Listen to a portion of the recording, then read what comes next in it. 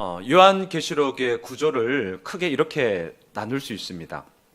일곱 교회, 일곱인 심판, 일곱 나팔 심판, 일곱 대접 심판, 천년왕국, 혼인잔치. 이것이 요한계시록의 큰 구조고 흐름입니다. 우리는 지난주 요한계시록 2장, 3장을 통해 이 땅에 있는 지상의 교회, 소위 일곱 교회를 통하여서 그들을 향한 칭찬과 그들을 향한 책망이 무엇인지를 살펴보았습니다. 그리고 나서 4장과 5장에서는 지상교회와는 반대인 천상교회에 대해서 말씀하고 있습니다. 많은 성도님들이 이 지상의 일곱 교회, 그러니까 요한계시록 2장, 3장의 내용은 그래도 좀 교회에 대한 이야기이기 때문에 이해하는 데 있어서 그리 큰 어려움이 없습니다. 근데 요한계시록을 묵상하면서 이제 어려워지는 부분은 어디냐면 요한계시록 4장부터 이제 진행이 되어지죠. 천상교회를 표현하는 그런 부분들인데요. 그래서 오늘은 좀 4장과 5장을 먼저 좀 되짚고 나서 우리가 계속 좀 살펴보고 있는 본문을 더 집중적으로 좀 보려고 합니다. 먼저 포인트를 말씀드리겠습니다. 4장과 5장은 천상교회를 표현하고 있는데 4장에서는 창조주 하나님을 강조하고 있고요. 5장에서는 구세주이신 예수 그리스도를 강조하고 있습니다. 자, 먼저 4장 2절을 한번 가보십시오. 요한계시록 4장 2절을 함께 보겠습니다. 지금 이렇게 보는 이유는 4장의 포인트가 창조주 하나님이라는 것을 함께 보기 위함입니다. 자, 4장 2절입니다. 함께 읽겠습니다. 시작. 내가 곧 성령에 감동되었더니 보라, 하늘의 보좌를 베풀었고 그 보좌 위에 앉으신 이가 있는데, 자, 여기서 보좌 위에 앉으신 이가 누구입니까? 창조주 하나님이십니다. 그 하나님을 향하여 모든 백성들과 천사들이 찬송을 하고 있습니다. 자, 4장 11절로 가보십시오. 그 찬송의 내용이 무엇인지를 함께 보도록 합시다. 4장 11절입니다. 함께 읽습니다. 시작. 우리 주 하나님이여, 영광과 존귀와 권능을 받으시는 것이 합당하오니 주께서 만물을 지으신지라. 만물이 주의 뜻대로 있었고 또 지으심을 받았나이다 하더라. 네, 창조주 하나님을 이들은 찬양하고 경배하고 있습니다. 권능, 영광, 존귀함이 그 하나님께 있음을 모든 백성들이, 천사들이 찬송하고 있습니다. 기억하십시오. 요한계시록 4장의 포인트는 창조주 하나님께 있습니다. 자, 5장으로 넘어가겠습니다. 5장에서의 포인트는 구세주이신 예수 그리스도를 강조합니다. 자, 5장 2절을 함께 보겠습니다. 5장 2절입니다. 함께 읽습니다. 시작. 또 봄에 힘 있는 천사가 큰 음성으로 외치기를 누가 그 두루마리를 펴며 그 인을 떼기에 합당하냐 하나. 자, 5장에서는요, 힘 있는 천사의 질문으로 이 이야기가 풀어지고 있습니다. 말 그대로 큰 음성으로 외치고 있습니다. 누가 이 두루마리를 필 것이며 이 도장으로 꽝 임봉한 것을 열 수 있겠느냐? 라는 질문으로 시작하고 있습니다. 여기서 말하는 두루마리는 하나님의 말씀인 것이죠. 자, 그러면 이것을 누가 뗄 수 있을까? 5장 5절을 보십시오. 5장 5절입니다. 함께 읽습니다. 시작. 장로 중에 한 사람이 내게 말하되 울지 말라. 유다 지파의 사자 다윗의 뿌리가 이겼으니 그 두루마리와 그 일곱 인을 떼시리라 하더라. 자, 여기서 분명한 답이 나오죠. 유대 지파의 사자 다윗의 뿌리 누구입니까? 예수 그리스도이시죠. 그 예수 그리스도가 이 두루마리를 펼 것이며 또 봉해진 이 인을 뗄 것이다 라고 분명하게 얘기를 하고 있습니다. 자, 5장 9절로 넘어가 보십시오. 5장 9절 같이 읽겠습니다. 시작. 그들이 새 노래를 불러 이르되 두루마리를 가지시고 그 인봉을 떼기에 합당하시도다. 일찍이 죽임을 당하사 각 족속과 방언과 백성과 나라 가운데에서 사람들을 피로 사서 하나님께 드리시고, 예수 그리스도를 표현하는 단어가 보이십니까? 일찍이 죽임을 당하사. 여기서 말하는 이 일찍이, 그 일찍은 어디냐? 출애굽기에 나오는 유월절 어린 양으로 돌아갈 수가 있는 것이죠. 그 예수 그리스도로 말미암아 하나님께 드려지고 또한 그 드려짐은 곧 이 땅에 있는 우리 모두를 향한 구원의 통로가 되셨음을 요한계시록 5장에서는 분명하게 우리들에게 말씀하고 있습니다. 자, 저를 보세요. 2장과 3장은 지상교회였습니다. 4장과 5장은 천상교회였습니다. 특별히 4장의 포인트는 창조주 하나님을 향한 경배, 그리고 5장에서는 구원자 되시는 예수 그리스도를 향한 포인트를 가지고 있습니다. 자, 이런 가운데 6장부터 16장까지는 세 개의 심판이 소위 시리즈로 이제 나타납니다. 첫째, 7인 심판이고요. 둘째, 7 나팔 심판이고요. 세 번째, 7 대접 심판입니다. 자, 먼저 7인 심판은 요한계시록 6장부터 나오는데 이 심판의 포인트는 전쟁과 기근을 통해서 심판하겠다라는 내용입니다. 자, 먼저 전쟁을 한번 볼까요? 6장 4절입니다. 자, 이제 요한계시록 6장으로 우리가 지금 넘어갔습니다. 6장 4절을 보십시오. 전쟁의 이야기가 나옵니다. 함께 읽겠습니다. 시작. 이에 다른 붉은 말이 나오더라. 그 탄 자가 허락을 받아 땅에서 화평을 제하여 버리며 서로 죽이게 하고 또 큰 칼을 받았더라. 네, 이 전쟁의 이야기가 보이십니까? 화평이 제하여지고요, 서로 죽이고 있고요, 또한 큰 칼을 받음으로 말미암아 살육이 이루어지고 있습니다. 전쟁의 심판이 이루어지고 있습니다. 또 하나, 기근도 있습니다. 기근. 6장 6절을 보십시오. 같이 읽겠습니다. 시작. 내가 내 생물 사이로부터 나는 듯한 음성을 들으니 이르되 한 데나리온의 밀 한 대요 한 데나리온의 보리 석 대로다. 또 감람류와 포도주는 해치지 말라 하더라. 당시 한 데나리온은 노동자의 일당이라는 것을 우리는 알고 있습니다. 하루 품삯입니다.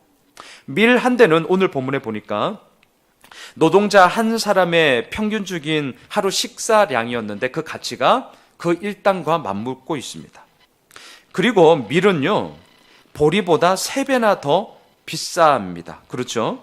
오늘 본문에 보니까 그것은 밀이 보리보다 더 고급스러운 음식이었기 때문이죠. 자, 어쨌든 밀 한 대나 보리 석 대가 한 데나리온에 매매되고 있습니다. 기록을 보니까 이것은 그 당시 기준에 의하면 8배 비싼 값이라고 합니다. 소위 말해서 인플레이션이 일어난 거죠. 수요와 공급이 원활하게 이루어지면 이렇게까지 가격이 상승되지 않겠죠. 수요는 늘 있는데 공급이 따라주지 않으니까. 왜요? 기근 때문에. 농작물이 사라지니까, 없어지니까 공급이 적어지게 되는 것입니다. 그래서 이렇게 인플레이션이 일어나게 된 것이죠. 6장 8절을 보십시오. 이 전쟁과 이 기근으로 나타나는 이 7인 심판이 6장 8절에 한 절에 같이 다 나오고 있습니다. 함께 읽겠습니다. 시작. 내가 봄에 청황색 말이 나오는데 그 탄 자의 이름은 사망이니 음부가 그 뒤를 따르더라. 그들이 땅 4분의 1의 권세를 얻어 검과 흉년과 사망과 땅의 짐승들로서 죽이더라. 전쟁과 기근이 동시에 이루어지고 있습니다. 이것이 7인 심판의 특징입니다. 자, 이러한 문맥 가운데 이제 월요일 큐티 본문으로 한번 가보십시오. 6장 17절을 보십시오. 6장의 가장 마지막 구절입니다. 6장 17절 함께 읽겠습니다. 시작. 그들의 진노의 큰 날이 이르렀으니 누가 능히 서리요 하더라. 누가 능히 서리요? 이 질문이 던져지고 있습니다. 이 질문에 대해서 세상은 뭐라고 말합니까? 돈이 있는 자가 능히 설 수 있다라고 얘기하죠. 이 땅에서 무슨 답이 많습니까? 실력이 있어야 된다, 능력이 있어야 된다, 외모가 뛰어나야 된다, 심지어는 부모 잘 만난 것도 능력이다. 네, 이것이 지금 이 땅에서 살아가고 있는 능히 설 수 있는 이야기로서 사람들 사이에서 이야기되는 그러한 말입니다. 자, 그렇다면 우리는 질문을 던지셔야 됩니다. 오늘 첫 번째, 이 질문 앞에 우리의 분명한 답을 가지셔야 됩니다. 누가 능히 서리요? 라는 이 질문에 대한 답이 월요일 우리가 살펴보았던 요한계시록 7장입니다. 자, 7장으로 넘어가시죠. 7장 4절을 보겠습니다. 진짜로 누가 능히 설 수 있는가? 이 질문에 대한 답입니다. 그것이 요한계시록 7장입니다. 자, 7장 4절 함께 읽겠습니다. 시작. 내가 인침을 받은 자의 수를 들으니 이스라엘 자손의 각 지파 중에서 인침을 받은 자들이 14만 4천이니. 자, 먼저 누가 능히 설 수 있느냐라는 이 질문에 대해서 인침을 받은 자들이 능히 설 수 있다라고 답을 하고 있는 것이죠. 그러면 우리는 4절을 통해서 두 가지의 질문을 던질 수 있습니다. 첫째, 도대체 인침을 받는다는 게 뭐냐? 두 번째, 14만 4천 명이 도대체 뭐냐라는 것이죠. 제가 몇 번 말씀드렸습니다. 요한계시록은 묵시문학이라는 것을 잊으시면 안 됩니다.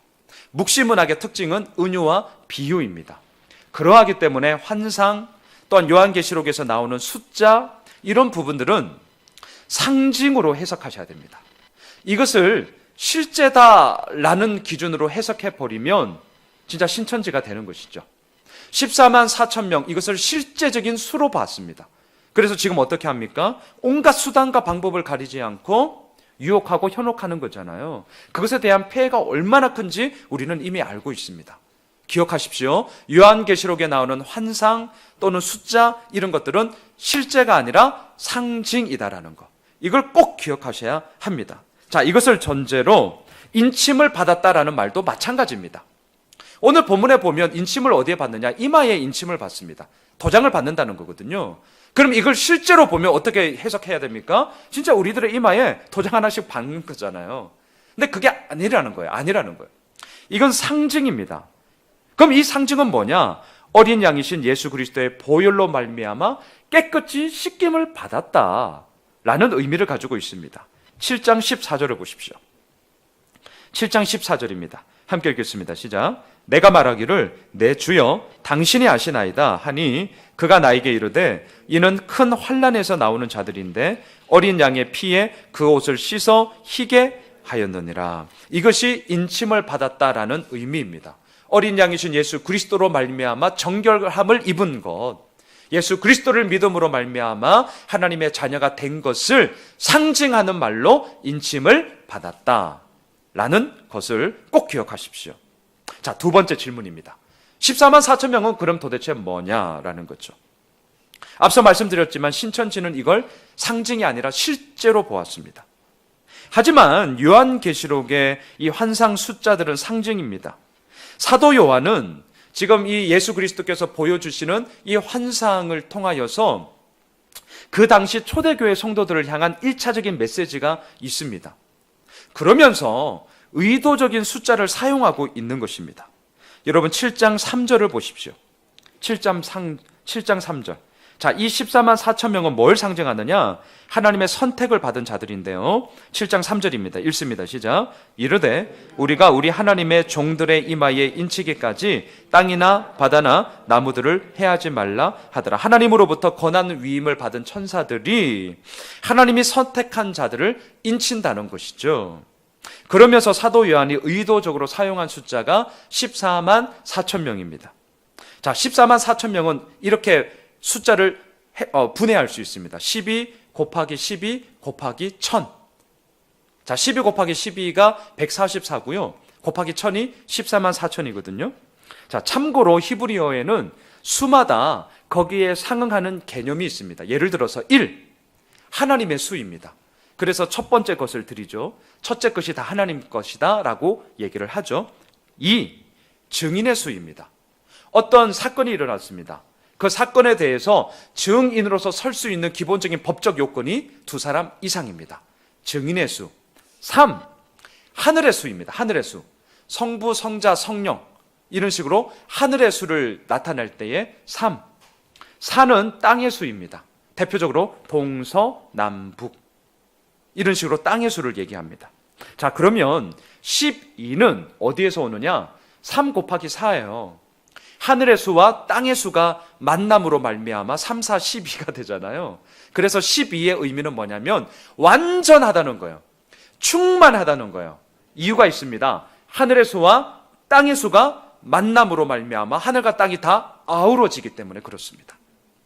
그래서 12는 완전함, 충만함을 의미합니다. 자, 그러면 앞서 말씀드린 12 곱하기 10인데 완전함, 충만함을 의미하지만 또 한편으로는 구약 교회의 원형인 12지파를 의미하는 12와 신약 교회의 원형인 12사도의 그 12, 이것을 곱함으로 말미암아 지상교회와 천상교회를 아우르는 그러한 온전한 하나님의 백성들을 의미하는 12가 나오게 되는 거죠.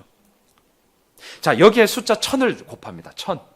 자, 1000은 뭐냐? 당시 유대인들의 개념 가운데 가장 큰 수가 1000이었습니다.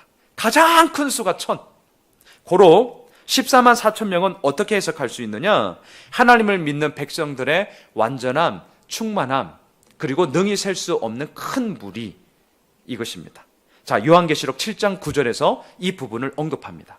여러분 펜이 있으시면 14만 4천 명이랑 7장 9절에 나오는 아무도 능히 셀 수 없는 큰 무리, 이것을 연결시켜야 됩니다. 이래야 우리가 잊어버리지 않아요. 자, 7장 9절을 같이 읽겠습니다. 시작. 이 일 후에 내가 보니 각 나라와 족속과 백성과 방언에서 아무도 능히 셀 수 없는 큰 무리가 나와 흰옷을 입고 손에 종려가지를 들고 보좌 앞과 어린 양 앞에 서서, 여기서 아무도 능히 셀 수 없다는 말이 왜 나왔는지를 아시겠죠? 그 당시에 너무나도 큰 수입니다. 다시 한번 말씀드립니다. 14만 4천 명은 실제가 아니라는 것을 기억하십시오. 하나님을 믿는 백성들, 그 백성들은 아무도 능히 셀 수 없는 큰 무리로서 지금 하나님 앞에 서 있습니다. 어린 양 앞에 서 있습니다. 그리고 종려가지를 들고 그 주님을 찬양하고 있는 것이죠. 여러분, 요한계시록 7장은 6장 17절의 질문에 대한 답입니다. 누가 능히 서리요? 누가 능히 설 수 있습니까? 예수 그리스도의 보혈의 피로 말미암아 정결함을 받은 예수를 믿는 바로 우리가 능히 설 수 있음을 담대하게 선포하는 본문인 것이죠. 이 부분에 대해 흔들림이 없어야 합니다. 세상에 그 어떤 말들이 우리를 유혹한다 할지라도 정말 이 요한계시록 7장을 통하여 우리는 흔들림이 없어야 합니다. 그리고 1차적으로 기억하십시오. 사도 요한은 반모섭에 유배되어 있습니다.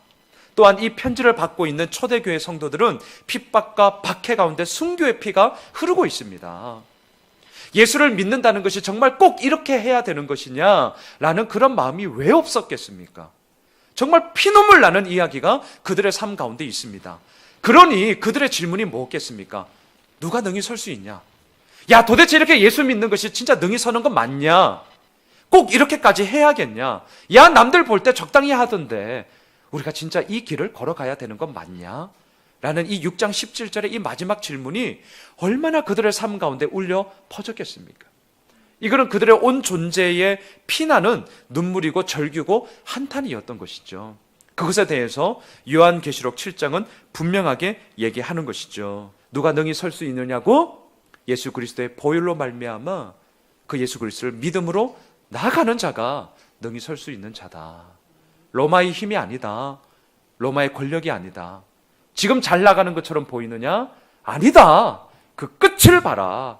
예수 그리스도로 말미암아 우리는 능히 설 수 있다라는 것을 요한계시록 7장은 우리들에게 선포하고 있는 것이죠.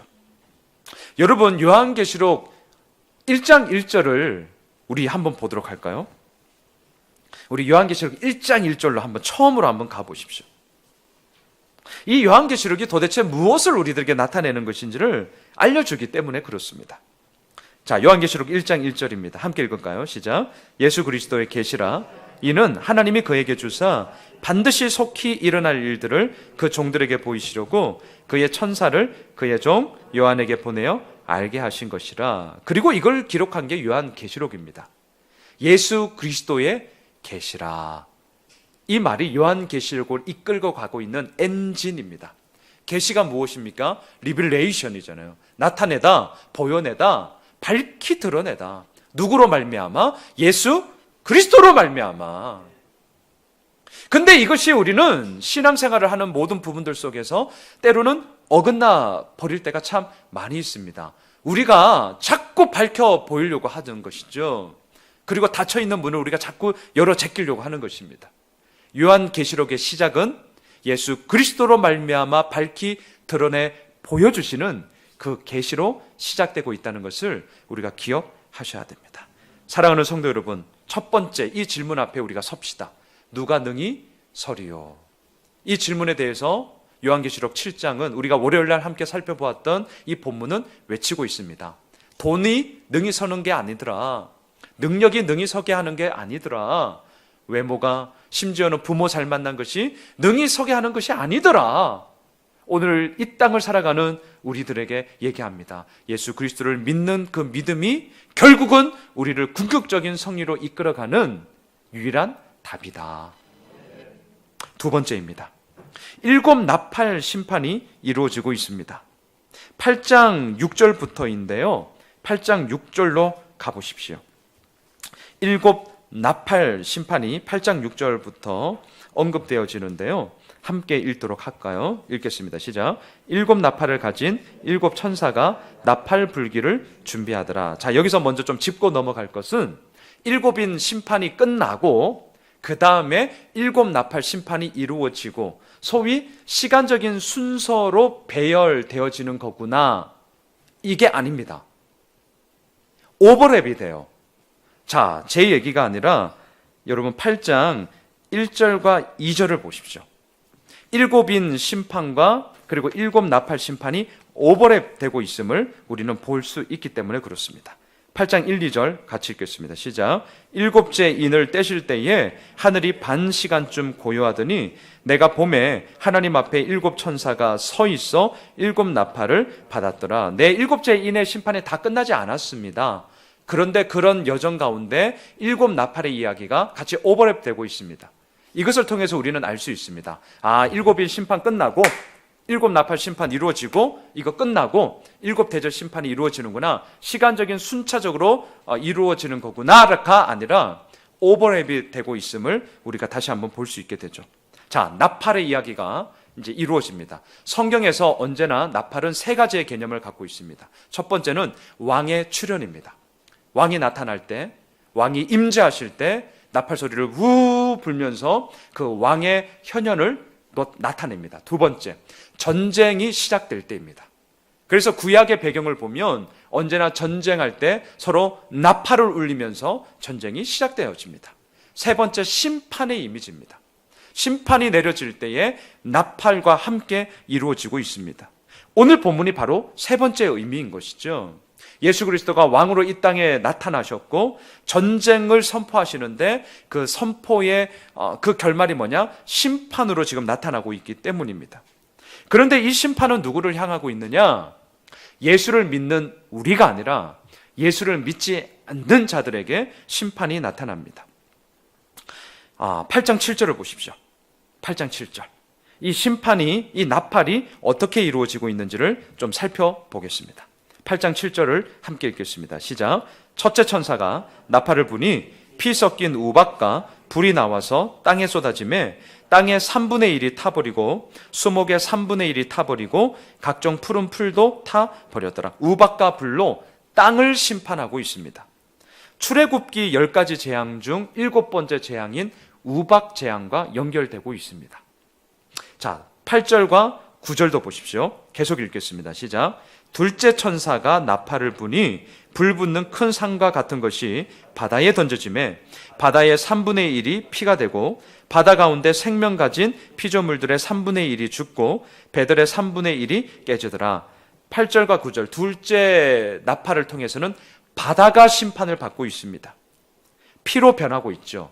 출애굽 10가지 재앙 중 기억나십니까? 첫 번째 재앙, 나일강이 피로 바뀌어지는 재앙과 연결이 되어집니다. 10절과 11절을 보겠습니다.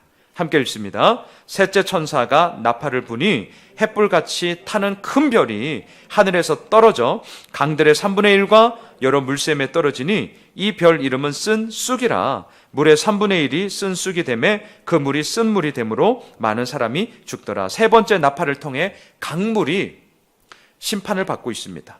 강이 쓴 물이 됩니다. 물에 관련된 재앙이기 때문에 출애굽 10가지 재앙 중 첫 번째 나일강의 그 재앙과도 연결이 되는 것이죠.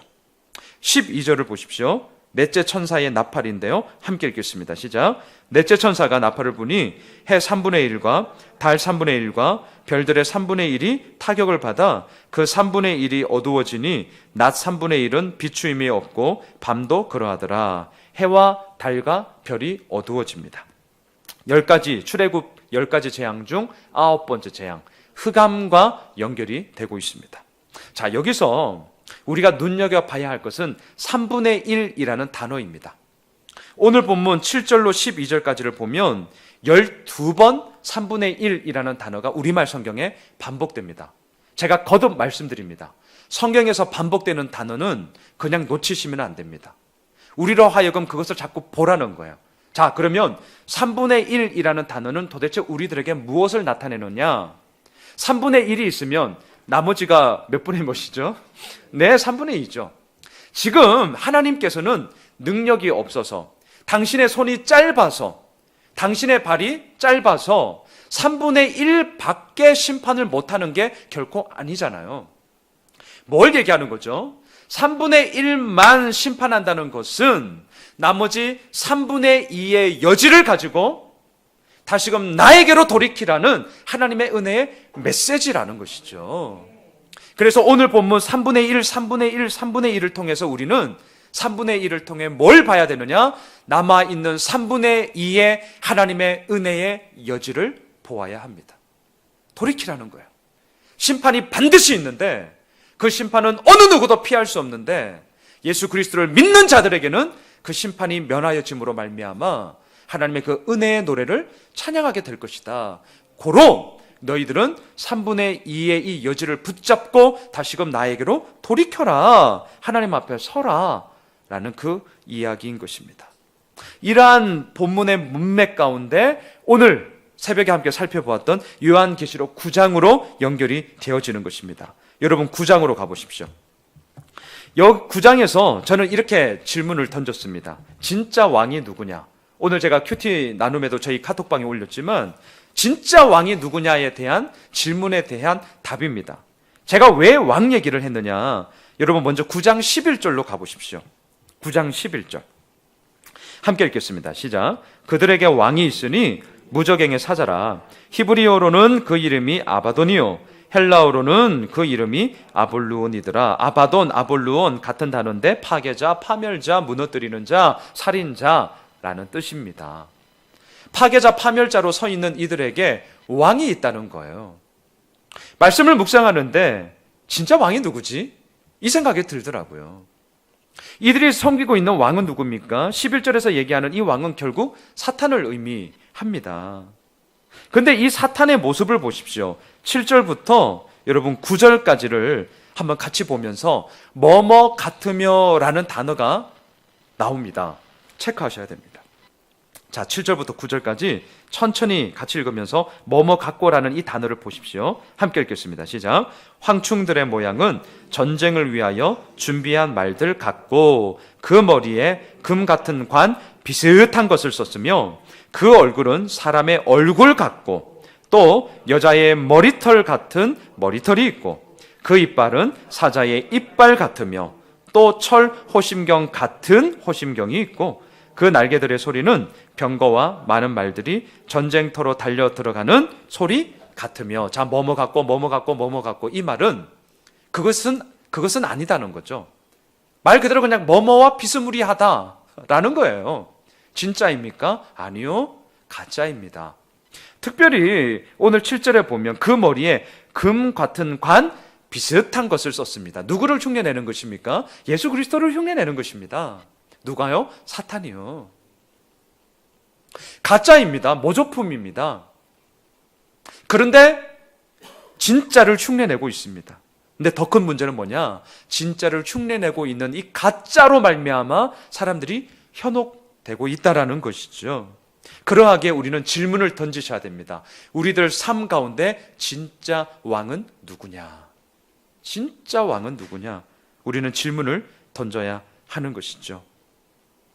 9장 1절 하나만 더 제가 좀 보고 오늘 말씀을 정리하고자 합니다.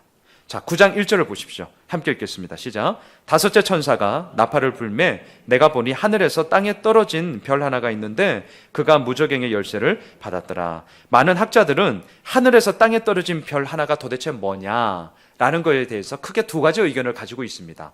어떤 학자들은 첫 번째, 사탄이다 라고 얘기를 합니다. 왜냐하면 여러분 이사야 14장 12절입니다. 제가 읽겠습니다. 너 아침의 아들 계명성이여 어찌 그리 하늘에서 떨어졌으며 너 열국을 엎은 자여 어찌 그리 땅에 찍혔는고. 우리는 알고 있죠. 아침의 아들 계명성이여 하늘에서 떨어진 자여 사탄을 의미한다는 것을 알고 있습니다. 이러한 떨어졌다라는 이 단어에 착안해서 사탄이라고 해석하는 학자들이 있습니다. 두 번째, 다른 의견을 주장하는 학자들이 있습니다. 아니다, 천사다. 저는 후자의 의견을 따릅니다. 천사라고 보는데, 왜냐? 요한계시록 20장 1절로 가보십시오. 그리고 펜이 있으시면 9장 1절에 20장 1절 이렇게 좀 적어 놓으시면 나중에라도 참고가 될 것입니다. 자, 요한계시록 20장 1절입니다. 함께 읽겠습니다. 시작. 또 내가 보매 천사가 무저갱의 열쇠와 큰 쇠사슬을 그의 손에 가지고 하늘로부터 내려와서, 무저갱의 열쇠를 누가 갖고 있죠? 천사가 갖고 있죠. 다시금 9장 1절로 와보십시오. 무저갱의 열쇠를 받았습니다. 누가요? 천사가요. 하늘에서 땅에 떨어진 별 하나 할 때 떨어졌다라는 표현을 쓰는 것은 별로 이 천사를 나타냈기 때문이죠. 별은 떨어졌다라고 표현하는 게 맞습니다. 별이 내려왔다 이렇게 표현 안 합니다. 천사는 하늘에서 땅에 떨어진 별로 표현하기 때문에 오늘 9장 1절에서 천사를 이야기하고 있고요.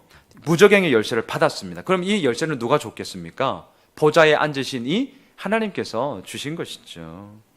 그리고 그 무저갱 열쇠를 열무로 말미암아 황충, 날아다니는 메뚜기를 의미합니다. 이 메뚜기의 심판을 통하여서, 메뚜기는 뭘 상징하냐? 파괴, 파멸을 상징하거든요. 이 피해가 당시 유대 이 지역에 어마어마했습니다. 지금도 해외 토픽을 통하여서 그 메뚜기 떼의 습격은 엄청나다는 것을 우리도 지금 경험하고 있는 것이죠. 말씀을 정리하겠습니다. 요한계시록 7장, 8장, 9장 월요일, 화요일, 수요일 우리가 큐티했던 본문을 통해서 두 가지 질문에 대해서 우리는 다시 한번 답을 정했으면 좋겠습니다. 첫 번째 질문, 누가 능히 서리요? 진짜 이 질문은 끝이 없습니다. 우리가 죽을 때까지 이 질문은 세상으로부터 계속해서 듣게 될 것입니다. 도대체 누가 능히 설 수 있냐? 엄청난 많은 이야기들을 우리는 들을 것입니다. 그러하기에 사도 요한은 우리에게 외치는 것이죠. 누가 능히 설 수 있느냐고? 예수 그리스도를 믿는 자다. 그 어린 양의 보혈의 피로 말미암아 정결함을 입은 자다. 요한계시록의 용어를 빌리자면 인침을 받은 자다. 두 번째, 진짜 왕이 누구냐?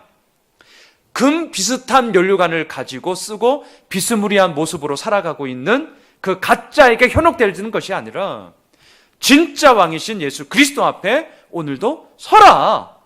그것만이 우리들 삶의 진정한 하나님의 은혜의 보좌 앞에 나아가게 되어지는 영광스러움이다 라는 것을 말씀하고 있습니다. 오늘 하루를 정리하면서 이 두 가지 질문 앞에 우리가 섭시다. 그리고 이미 이 답을 가지고 있는 자로서 우리가 나아가고 있지 않습니까? 바라기는 흔들림이 있을 수 있습니다. 어려움 있을 수 있습니다. 하지만 더욱 중요한 것은 그것을 딛고 이겨나가는 것이죠. 바라기는 예수 그리스도만이 우리들의 진정한 왕임을 선포하며 그 예수 그리스도로 말미암아 우리가 능히 설 수 있음을 우리들의 온 삶을 다하여 선포하는 저희들 모두가 되시길 주님의 이름으로 축원합니다.